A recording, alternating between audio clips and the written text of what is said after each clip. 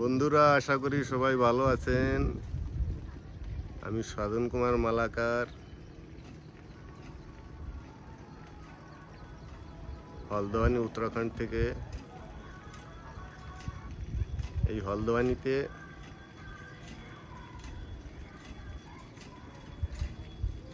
এসেছিলাম যেহেতু এখান থেকে নৈনিতালের পাশেই পড়ে এটা।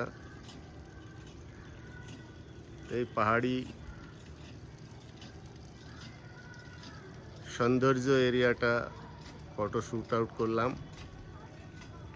আশা রাখি যে বন্ধুগণ দেখবেন সবাইকে এই পাহাড়ি সৌন্দর্য এরিয়াটা খুবই ভালো লাগবে।